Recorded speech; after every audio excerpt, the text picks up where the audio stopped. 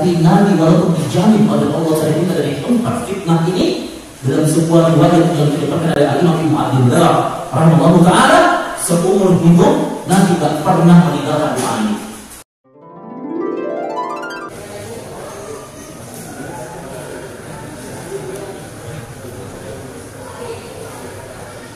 Bismillahirrahmanirrahim.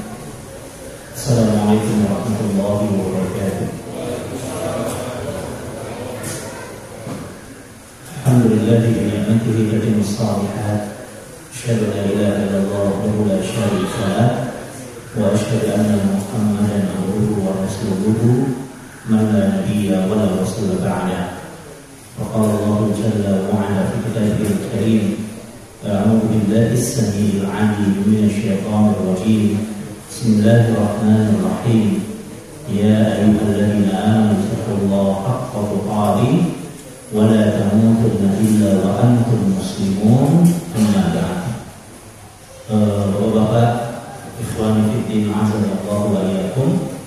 Alhamdulillah, kita kembali bersyukur kepada Allah Subhanahu wa taala. Kemudian salawat dan salam kepada junjungan kita, qudwatun uswah hasanah kita, Nabi kita yang mulia Muhammad sallallahu alaihi wasallam. Mudah-mudahan kita juga kepada para keluarga beliau, kepada para sahabatnya dan kepada kita umatnya yang mudah-mudahan tetap beristiqamah berjalan di bawah naungan Al-Quran dan As-Sunnah yang beliau. Ikhwan fillah, azanallahu wa iyyakum. Di antara bentuk kasih sayang Allah kepada kita adalah Allah menyediakan tempat-tempat yang mustajab untuk kita berdoa kepadanya. Dan Allah senang sepanjang kita meminta dan berdoa kepada Allah Subhanahu wa taala. Dalam sebuah hadis qudsi Allah pernah menjelaskan jika semua manusia dari zaman Nabi Adam alaihissalam sampai nanti kiamat ditegakkan dan mereka berkumpul di satu lembah yang sama dan semua mereka itu meminta kepada Allah dunia dan seisinya, semuanya minta yang sama, maka itu tidak akan pernah mengurangi kekayaan Allah Subhanahu wa taala. Itu hanya ibarat jarum yang dicelupkan ke dalam lautan dan kemudian itu diangkat. Tidak akan pernah mengurangi kekayaan Allah Subhanahu wa taala. Dan Allah sediakan tempat-tempat yang mustajab untuk kita berdoa kepada Allah. Kalau kita melaksanakan ibadah haji atau umroh, ya, ada Mu'tazam, ada Raudhah, ada Masjid Ismail, ada Masjidil Haram, ada Masjid Nabawi dan yang lainnya. Itu tempat yang mustajab. Tapi tidak semua tempat yang mustajab itu orang bisa ke sana. Makanya Allah juga sediakan waktu-waktu yang mustajab. Waktu-waktu yang mustajab. Datang ja'a A'rabiyyun ila Nabi sallallahu alaihi wasallam. Suatu hari Nabi itu didatangi oleh seorang Arab Badui. Dan Arab Badui itu bertanya kepada Nabi sallallahu alaihi wasallam, yang disebutkan dalam kitab Sahih Bukhari. Kata Arab itu, ya Rasulullah, ayu sholati afdal? Sholat sunnah apa yang paling utama? Yang paling utama itu sholat sunnah apa? Dan Nabi mengatakan, kata Nabi, sholat sunnah yang paling utama itu, kata Nabi, fi jawfil layli al-awsat. Sholat sunnah yang ditegakkan itu di sepertiga malam atau menjelang subuh ditegakkan, atau menjelang sahur. Ya, menjelang subuh itu disebut dengan waktu sahur. Dan kebiasaan Nabi Sallallahu Alaihi Wasallam menjelang waktu subuh atau sebelum waktu sahur itu, kebiasaan Nabi dijelaskan dalam Al-Quran, wa bil ashari hum yastaghfirun, bahwa Nabi dan para sahabatnya menjelang masuk waktu subuh, maka mereka mengisi waktunya untuk memperbanyak beristighfar, memperbanyak minta ampun kepada Allah. Ya. Jadi sholat yang paling utama sholat di sepertiga malam, sholat sunnah yang paling utama sholat di sepertiga malam sampai subuh ditegakkan. Ini waktu yang paling utama. Dan kemudian Arab Badui itu kembali bertanya kepada Nabi, ayu doa asma, dan doa yang waktu kapan yang paling didengar? Ya, doa yang paling didengar itu waktunya kapan? Yang paling mustajab. Tentu semua doa didengar oleh Allah Subhanahu wa taala. Tapi Tapi waktu yang paling utama itu kapan? Dan Nabi mengatakan fi duburil maktubat, yaitu doa yang dibaca yaitu di akhir sholat. Di akhir sholat berarti masih bagian dari sholat. Dan para ulama meriwayatkan itu doa itu dibaca yaitu sebelum seseorang mengucapkan salam di akhir sholat, dan doa itu dibaca habis orang membaca tahiyat akhir. Tahiyat akhir ini doa yang paling mustajab, ya. Jadi doa yang dibaca habis tahiyat akhir, apa kalimat yang terakhir? Innaka hamidun majid. Nah, kemudian orang berdoa di saat itu sebelum salam, maka itu kata Nabi doa yang paling mustajab. Dalam hadis Sahih Bukhari dan Muslim nanti kita menyatakan thumma yatakhayyal minad du'a ma sa'a. Habis kalian membaca kalimat tahiyat akhir, maka berdoalah kepada Allah doa yang paling kalian cintai, dan doa sesuai dengan keinginan kalian. Daripada prinsipnya secara hukum fikih, maka kita boleh meminta apapun kepada Allah habis kita membaca tahiyat akhir. Jadi ya, sebelum salam.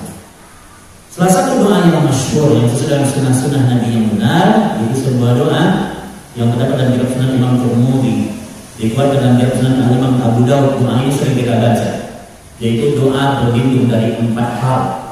Ya, kata Rasulullah SAW sebuah hadis diriwayatkan oleh Abu Hurairah radhiyallahu taala anhu, kata Nabi kita, idza tasyahhada ahadukum, apabila kalian telah selesai membaca kalimat tasyahhud akhir, falyasta'iz billahi min arba', maka berdoalah kepada Allah untuk kalian berlindung dari 4 perkara.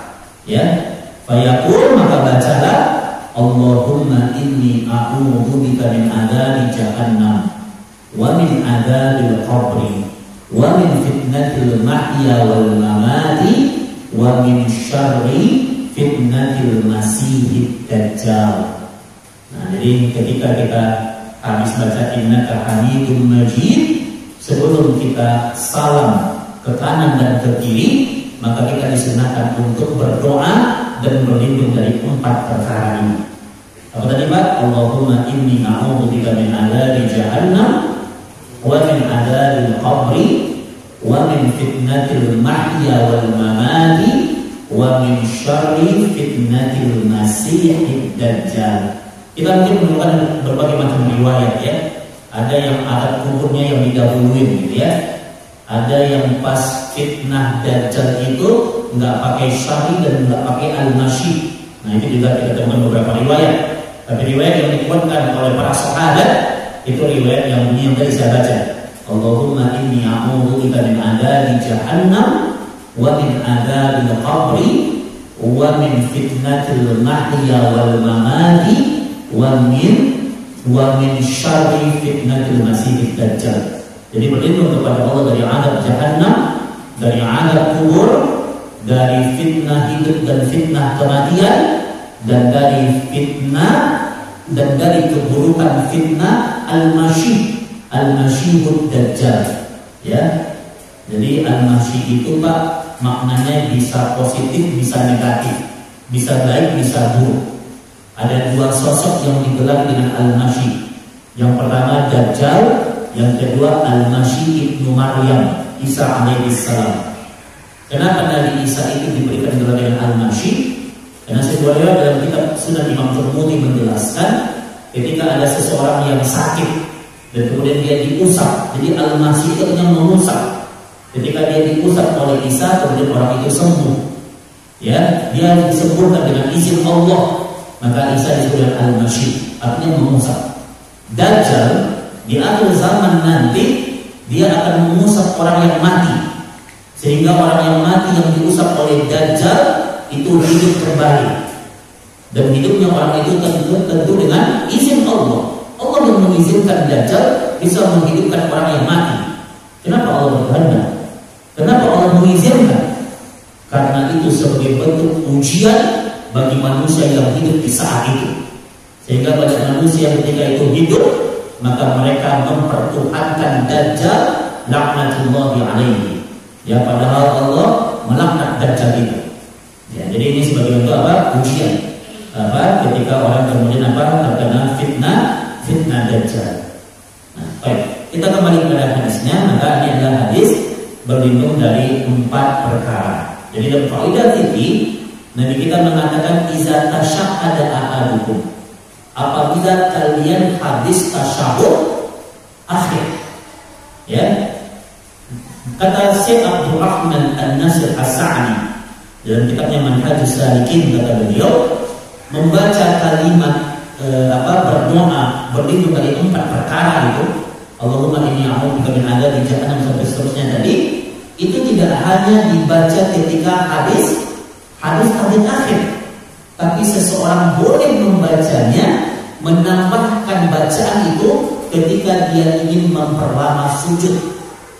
Jadi kalau kita lagi sholat sendirian, karena kita menemukan sebuah riwayat bahwa melamakan sujud itu Rasul sering melakukannya saat sholat sunnah. Rasul sholatnya sendirian. Jadi kalau orang ingin melamakan sujudnya dan dia membaca doa sujud subhanallah a'la umpamanya, maka ketika dia habis membaca boleh dia membaca doa ini. Allahumma inni a'udzubika min adzabi jahannam wa min adzabi qabri sampai seterusnya. Jadi doa ini juga boleh dibaca ketika seseorang ingin melamakan sujud. Dan ini disahihkan oleh para ulama ahli hadis. Nabi mengatakan wa yad'ullaha bima ahad, maka lamakan sujud kalian dan berdoa kepada Allah sesuai dengan apa-apa yang kalian inginkan. Nah, jadi seseorang juga boleh membaca ini ketika dia ingin melamakan sujudnya. Dan kita tahu bahwa doa hadis tahiyat akhir itu, yang melamakan doa hadis tahiyat akhir itu doanya juga banyak. Ya, di samping kita berlindung dari 4 perkara ini, Rasul juga mengatakan doa-doa yang lainnya. Seperti doa Allahumma hasibni hisaban yasira. Ya Allah, hisablah aku dengan hisab yang ringan. Ini juga doa yang yang dibaca ketika hadis tahiyat akhir. Ya. Atau doa orang berlindung dari siksa neraka. Allahumma inni as'aluka ridhaka wal jannah wa na'udzubika min sakhatika wan nar. Itu boleh kita baca sebelum salam dan hadis tahiyat akhir. Atau dalam riwayat Imam Bukhari dikatakan orang juga boleh berdoa Allahumma a'inni ala dzikrika wa syukrika wa husni ibadatika. Nah, ini boleh. Ini sesuai dengan sunnah yang benar, sesuai dengan dalil yang sahih. Ya, nah ini yang dicontohkan oleh Nabi Sallallahu Alaihi Wasallam. Dan para ulama membahas pertama dari sisi kaidah ilmu fikih. Nah, kita tahu dalam sholat itu ada tasahud awal, ada tasahud akhir.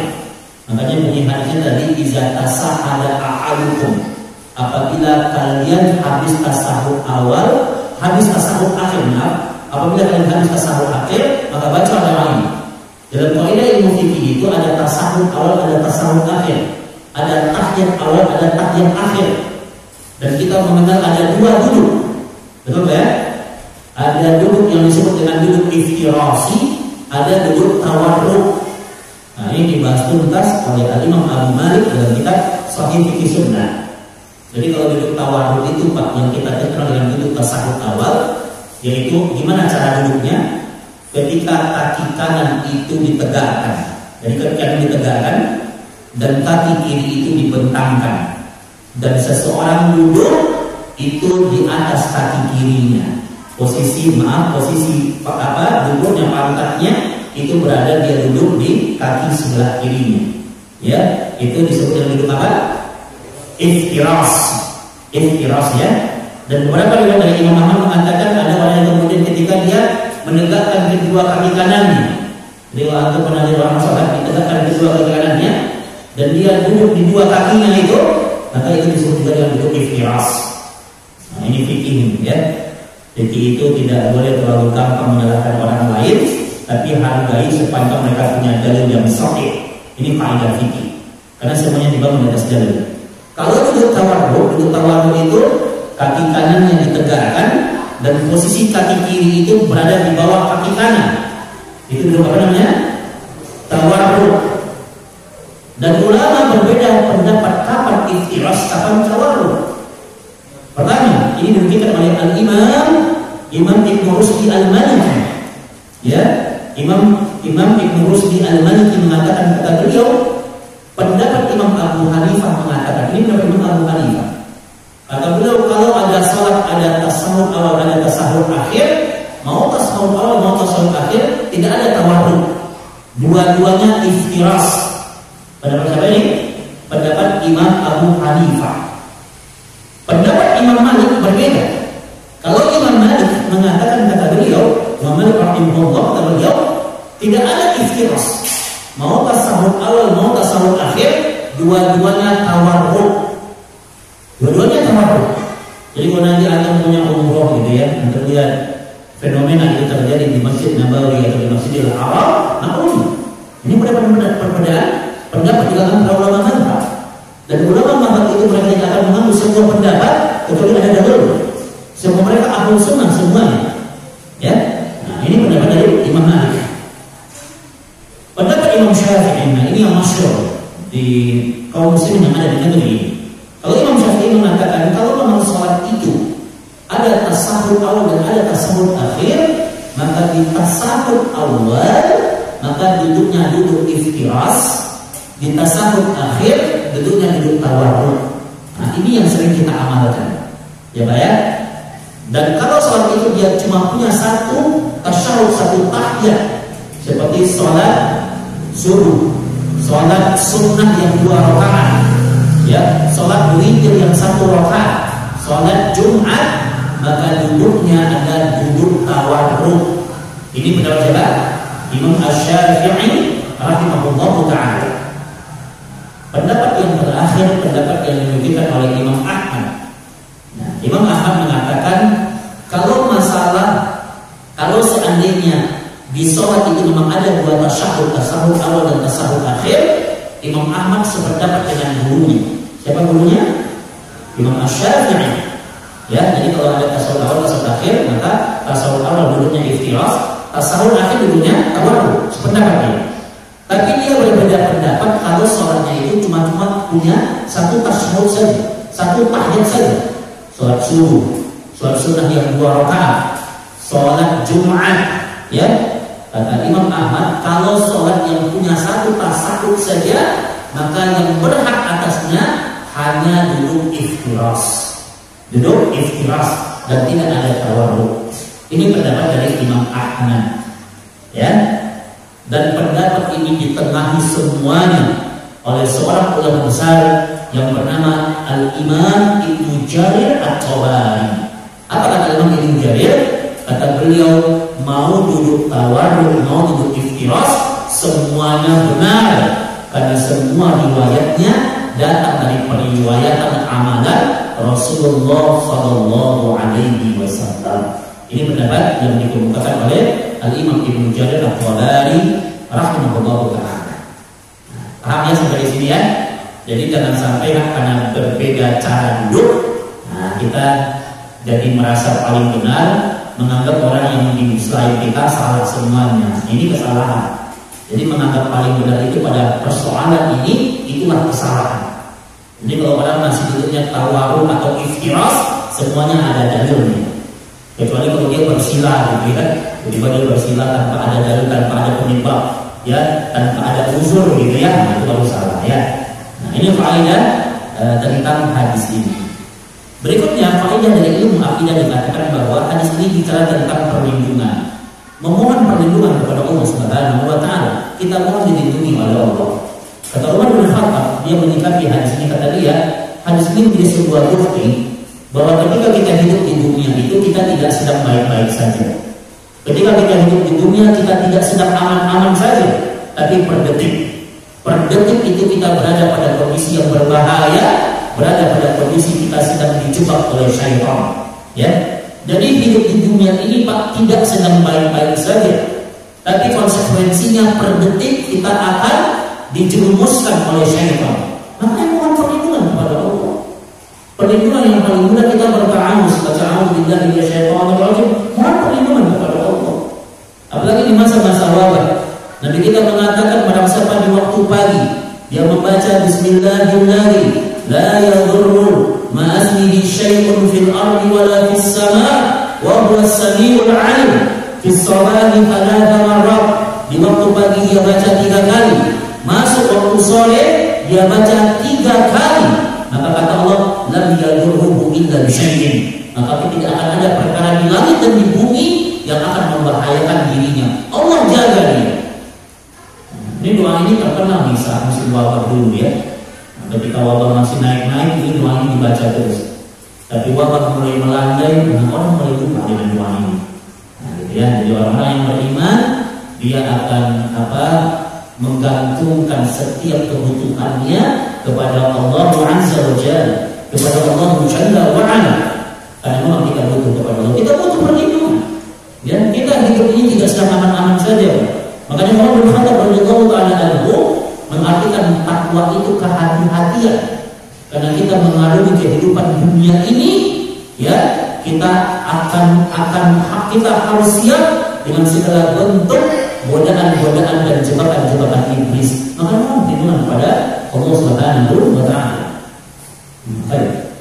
Nah, ini berkaitan dengan doa mohon perlindungan. Dan di hadis ini Rasul mengajarkan kepada kita berlindung dari 4 perkara. Allahumma inni a'udzubika min adzabi jahannam, berlindung dari azab jahannam, berlindung dari azab kubur, berlindung dari fitnah hidup dan fitnah kematian, berlindung dari keburukan fitnah dajjal. Bapak, jemaah kaum muslimin azanallahu wa iyyakum, ingat Pak, Nabi kita pasti terselamatkan dari 4 fitnah ini Pak. Nabi kita itu nggak bakalan terkena azab jahannam, ya. Nabi kita itu pasti masuk surga. Hanya orang-orang yang berdalih dengan hawa nafsunya yang mengatakan Nabi itu belum tentu masuk surga. Nabi pasti masuk surga. Ini akidah kita. Allah yang mengajarkan. Nah, kita kan hafal Al-Quran yang mengatakan dalam surah Al-Kautsar, Inna a'tayna al-Kautsar. Apa itu artinya? Inna a'tayna al-Kautsar. Nabi Muhammad itu sudah dianugerahkan oleh Allah sungai Al-Kautsar. Di mana sungai Al-Kautsar itu adanya? Di surga. Nabi pasti masuk surga. Maka hanya orang yang berdalih dengan hawa nafsunya yang mengatakan Nabi itu belum tentu masuk surga. Ini subhat ini. Ya. Nabi kita pasti terhindar dari azab jahannam. Nabi kita pasti terhindar dari azab kubur. Nabi kita pasti selamat dari fitnah hidup dan fitnah kematian. Nabi kita pasti terhindar dari fitnah dajjal. Nabi tidak akan pernah terkena fitnah dajjal. Bahkan Nabi tidak ketemu dengan dajjal. Tapi Nabi walaupun dijamin oleh Allah terhindar dari 4 fitnah ini, dalam sebuah riwayat yang diriwayatkan oleh Al-Imam Ibnu Abdillah rahimahullah taala, seumur hidup Nabi tidak pernah meninggalkan doa ini. Karena saking pentingnya. Nabi tidak pernah meninggalkan doa ini. Maka baca doa ini dengan kesembuhan hati kita. Pertama, Nabi bermohon dari min adzabi jahannam, berlindung dari azab jahannam. Jibril itu pernah bercerita kepada Nabi tentang penghuni jahannam. Ingat, neraka itu dikasih nama sesuai dengan sifatnya. Ada sa'ir, ada huqamah, ada jahim, dan ada jahannam, dan ada nama-nama yang lainnya. Nabi itu pernah cerita kepada Jibril, pernah cerita kepada Nabi tentang Jibril, kebanyakan penghuni jahannam itu umatmu ya Muhammad. Kebanyakan penghuni jahannam itu umatmu. Nabi itu sampai 3 hari Pak, 3 hari kemudian beliau nggak berani bicara karena saking sedihnya dapat kabar dari Jibril penghuni jahannam itu kebanyakan umat Rasulullah Sallallahu Alaihi Wasallam. Ya. Dan Jibril itu cerita tentang dahsyatnya jahannam. Kata Jibril, dalam Sahih Bukhari, kata Jibril, jahannam itu kalau dia bocor, bocor jahannam itu sebesar lubang jarum.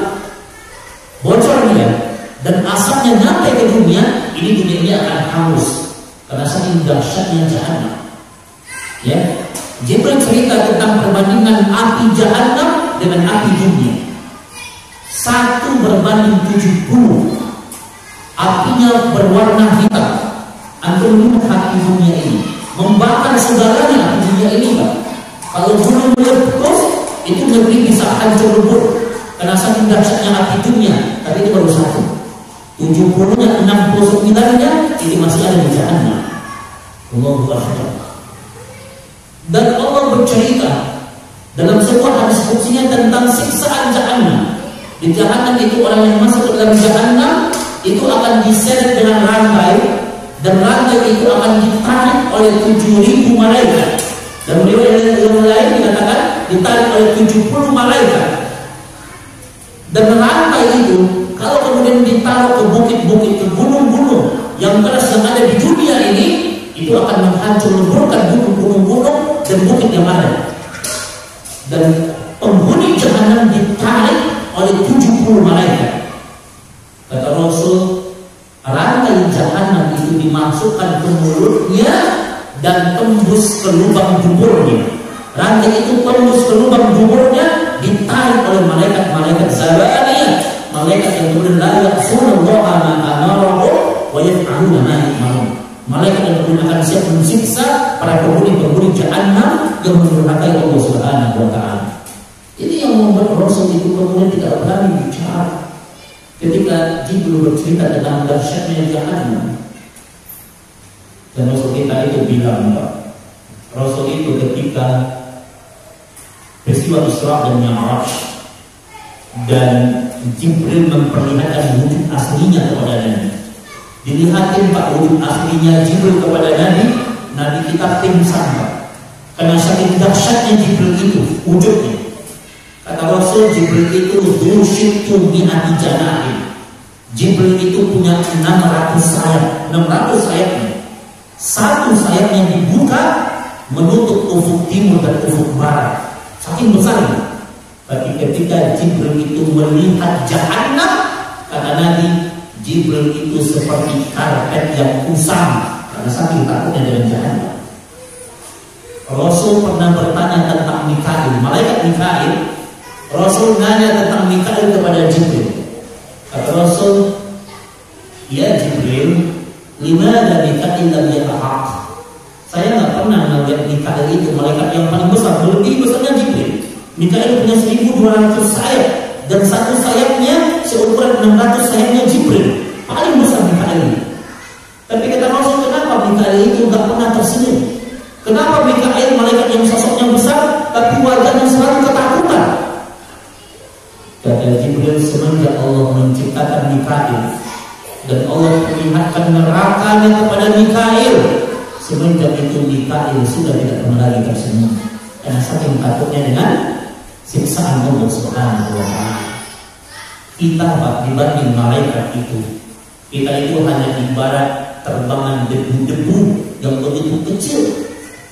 Lemah kita ini, nggak punya kekuatan. Malaikat yang begitu besar saja, begitu takut dengan azab Allah, maka tentu kita manusia ketika diceritakan tentang jahannam kepada kita, takutlah kita dengan neraka Allah Subhanahu wa taala. Wa iyadzu billahi min azab jahannam, kita berlindung kepada Allah dari azab jahannam. Dan Allah cerita ketika Allah bicara tentang visi keluarga. Kita hari ini kita berumah tangga. Paham tak kita dengan visi rumah tangga itu? Dan Allah katakan visi rumah tangga itu, kata Allah, qu anfusakum wa ahlikum nar. Itu visi rumah tangga. Itu ayat itu kata Imam Ibnu Katsir turun dalam rangka untuk memberikan pelajaran kepada semua keluarga kaum muslimin bahwa visi rumah tangga kalian itu menyelamatkan diri kalian dan keluarga kalian dari siksaan api neraka. Jadi kalau orang berumah tangga, ngasih makan itu penting, menafkahi istri dan anak-anak itu penting. Tapi yang paling utama adalah menyelamatkan istri dan anak-anak kita dari siksaan Allah Subhanahu wa taala. Karena Allah cerita, qu anfusakum wa ahlikum nar. Jaga diri kalian dan keluarga kalian dari siksaan api neraka. Wa quduhan nasi wal hijarah. Neraka itu bahan bakarnya itu manusia dan batu. Semakin manusia dimasukkan ke dalam jahannam, ke dalam neraka, apinya semakin menyala. Apinya semakin menyala. Manusia dimasukkan itu kayak orang membuang bensin dalam api, makin menyala api. Bahan bakar neraka itu manusia dan batu. Kenapa kalau katakan batu? Karena batu itu zat yang paling awet panasnya. Antum kalau memanaskan kayu, memanaskan batu, batu itu lebih lama panasnya dan lebih menyengat. Makanya Allah katakan bahan baku neraka itu manusia dan batu. Dan Allah cerita bahwa neraka itu, sifat jahanam itu, orang yang masuk jahanam. Simak surat Al-Lail. Surat Al-Lail ini, Pak, banyak para sahabat menangis ketika membaca surat ini. Ketika Allah mengatakan فَأَنْذَرْتُكُمْ نَارًا تَلَظَّى. Firman Allah ini, Pak, ketika Allah bicara فَأَنْذَرْتُكُمْ نَارًا تَلَظَّى, apa artinya? Aku ingatkan kepada kalian tentang api yang menyala-nyala. Itu makna فَأَنْذَرْتُكُمْ نَارًا تَلَظَّى. Kata para ulama, kalimat itu adalah dakwah Nabi. Ketika Nabi di Masjid Nabawi, Nabi itu kemudian berdakwah dengan lantang sampai suara Nabi itu kedengaran sampai ke ujung pasar. Dan apa yang Nabi katakan? Surat Al-Lail. فَأَنْذَرْتُكُمْ نَارًا تَلَظَّى. Aku ingatkan kepada kalian tentang api yang menyala-nyala. لَا يَصْلَاهَا إِلَّا الْأَشْقَى. Ketika orang masuk ke dalamnya, per detik, maka yang mereka terima adalah siksaan. Tidak ada satu pun yang mereka lewatkan kecuali kesusahan. Itulah neraka. Padahal yang Rasul ingatkan ketika itu siapa? Sahabat. Sahabat yang diantara mereka banyak yang dijamin masuk surga. Tapi begitu keras Rasul mengingatkan tentang siksaan neraka kepada mereka. Hari ini kita nggak tahu nasib kita apa di surga atau di neraka. Maka penting kita mengingatkan bahwa mari kita kemudian menjaga diri kita disiksa Allah Subhanahu wa Ta'ala. Neraka itu, Pak, per detiknya itu varian azabnya itu berbeda-beda. Orang kalau diazab disiksa, dicincang-cincang badannya, ribuan tahun dicincang-cincang badannya, Pak, itu dia udah biasa. Orang boleh diazab, dibakar, bertahun-tahun dia dibakar, mungkin dia udah biasa. Tapi neraka per detik sisaannya itu dengan varian yang berbeda. Makanya tidak ada satu detik yang dilewatkan kecuali siksaan. Orang kalau kemudian diangkat dia, disobek badannya, berpisah dari tulangnya, sakit dia, maka azab berikutnya akan berganti lagi. Orang kalau diangkat kemudian dia mati, selesai urusannya. Makanya di antara permintaan doanya ahli neraka itu minta diazab dan minta dimatiin. Tapi kata Malik, pemuas neraka, dia katakan, innakum fiha baqisuna abada. Kalian itu akan kekal selama-lamanya, diazab selama-lamanya di tempat ini. Jadi di neraka itu diazab itu fisiknya dan psikisnya, psikologinya disiksa dulu. Orang kalau masuk penjara, bilang sama dia, Pak, Bapak di penjara 30 tahun, gitu ya. Bapak udah menjalani masa tahanan itu 10 tahun, 20 tahun lagi Bapak akan bebas. Dia masih punya harapan gitu, Pak, masih semangat. 20 tahun lagi saya akan bebas nih. Boleh jadi 20 tahun lagi nanti usia saya sudah 60 tahun, masih ada kehidupan. Dia masih ada harapan itu. Di neraka mereka diazab tiap saat, dan Malik bicara sama mereka, "Mahiduna abada." Kalian akan kekal selama-lamanya, diazab selama-lamanya. Masya Allah. Ya, ini yang kemudian kenapa Rasulullah itu dari azab jahannam? Biiznillah kita akan menyaksikan apakah tempat kita di surga atau di neraka. Kita akan menyaksikan dahsyatnya siksaan ini. Ya, penduduk surga itu akan diperlihatkan, bahkan di padang mahsyar Allah akan memperlihatkan dahsyatnya siksaan neraka. Dan ketika itu Allah katakan, yauma yafirrul mar'u min akhihi wa ummihi wa abihi wa sahibatihi wa banihi. Pada hari itu seorang sahabat akan lari dari sahabatnya, seseorang akan lari dari ibunya, seorang ibu akan lari dari anaknya, seorang ayah akan lari dari anaknya, seorang suami akan lari dari istrinya. Mereka sibuk mempertanggungjawabkan kehidupannya masing-masing. Maka ini yang harus kita ingat, bahwa kemudahan lelahnya kita hari ini, Pak. Kata Imam Syafi'i, ibadah itu melelahkan. Dan sebaik-baiknya lelah dalam ibadah, lelah dalam ketaatan. Karena lelah dalam ketaatan itulah yang akan menyelamatkan kita dari siksaan Allah Subhanahu wa Ta'ala. Mungkin di saat hari ini kita sedang duduk-duduk di majelis ilmu, mendengarkan kajian-kajian. Mungkin kita saudara-saudara kita mungkin masih sibuk di rumahnya. ongkang-ongkang kaki nonton TV sambil minum kopi umpamanya. Tapi kita harus ingat bahwa kelelahan di dunia hari ini akan bermanfaat di hari akhirat nanti. Kita harus ingat surga kita bukan di dunia. Ad-dunya sijnul lil muslim. Dunia ini penjara. Dunia ini tempat bercapek-capek bagi orang-orang yang beriman. Makanya Imam Ahmad ditanya oleh muridnya. Kata muridnya, ya Imam, maca roha, wahai guru kami. Kita tahu Imam Ahmad ini adalah ulama yang luar biasa keilmuannya. Imam Ahmad itu pada dalam sebuah riwayat dia itu punya 1000 orang guru. 1000 orang guru. Nah, antum di Al-Ana ini berapa orang gurunya, Pak? Imam Ahmad 1000 orang gurunya, dan dia temui secara jalan mutawatir semuanya, dia ketemu langsung. Ittisal sanadnya ketemu langsung dengan 1000 orang gurunya. Masya Allah. Dan yang luar biasa, Imam Ahmad ini hampir tidak punya waktu untuk istirahat. Didatangi oleh murid-murid, ditanya oleh muridnya, ya Imam, wahai guru kami, maka rawuha, antum ini, anda ini kapan istirahatnya? Ya, tiap hari sibuk belajar, sibuk berdakwah, sibuk beribadah. Kapan istirahatnya?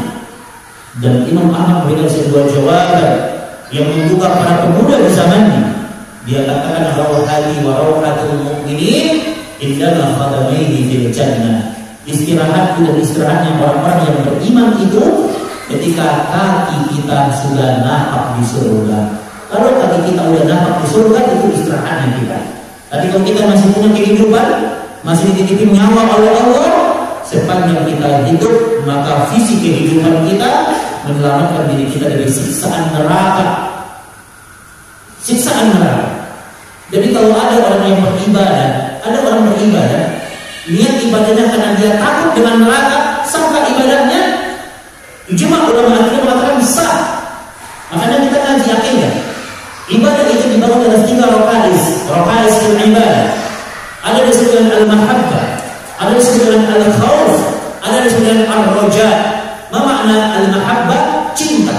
Jadi kalau orang beribadah, dia sholat, maka niatnya mengharapkan ridho Allah, mencari pahala dari Allah, untuk al-mahabbah. Yang kedua al-khawf. Kenapa orang beribadah? Karena dia al-khawf, takut dengan neraka. Siapa yang menyuruh dia takut dengan neraka? Allah Subhanahu wa ta'ala. Maka nggak salah kalau orang beribadah karena dia takut dengan neraka. Allah yang menyuruh. Yang ketiga orang beribadah, rakaat yang ketiga adalah rakaat yang ketiga, yaitu ar-roja. Ar-roja itu berharap. Orang beribadah mengharapkan surga Allah. Itu tidak salah. Ya, Allah yang menyuruh. Makanya kita diadakan doa yang maghfur. Doanya Rabbana atina fid dunya hasanah wa fil akhirati hasanah wa qina adzabannar. Itu Pak, kalau antum masih baca doa itu doa antum minta surga dan minta dijauhin dari neraka. Nah ya, insyaallah ini baru yang pertama ya. Maka ini ya ikhwan fillah. Jadi dalam kajian akidah dijelaskan oleh ijma ulama akidah. Bahkan ijma ini dinukilkan dari generasi para sahabat. Maka beribadah itu bangun di atas 3 perangkat. Ya, pertama karena kita cinta dengan perintah itu, mengharapkan dari Allah al-mahabbah. Yang kedua karena kita takut dengan neraka. Yang ketiga karena kita mengharapkan surga. Di akidah disebutkan pembahasan dengan ar-raqais fil ibadah, perangkat-perangkat yang harus hadir di setiap ibadah yang kita jalankan. Nah, mudah-mudahan Allah Subhanahu wa ta'ala menjaga kita dari siksaan neraka. Dan neraka ini berbagai panjang cerita tentang neraka ini ya, dan mudah-mudahan semakin menambah keimanan kita kepada Allah Subhanahu wa ta'ala. Allah ini baru 1 poin ya. Mudah-mudahan nanti dipertemukan di momentum yang lainnya ya. Gimana saatnya? Cukup ya. Baik. Cuma sebelumnya kita cukupkan ya, kajian kita. Kalau ada pertanyaan boleh nanti kalau mau di WA atau apa ya, insyaallah saya jawab. Dan mudah-mudahan poin yang pertama ini bisa membuka hati kita dan kita berkomitmen untuk menjaga ibadah kita. Kalau kita menjaga ibadah kita, kemudian Allah menjaga kita dari siksaan Allah Subhanahu wa ta'ala. Mohon maaf yang seluas-luasnya kalau ada hal-hal yang kurang atau terkhilaf. Kita tutup dengan doa Al-Fatihah Najis. Subhanaka Allahumma wa bihamdika asyhadu an la ilaha illa anta astaghfiruka wa atubu ilaik. Wa akhiru da'wana alhamdulillahi rabbil alamin. Assalamualaikum warahmatullahi wabarakatuh.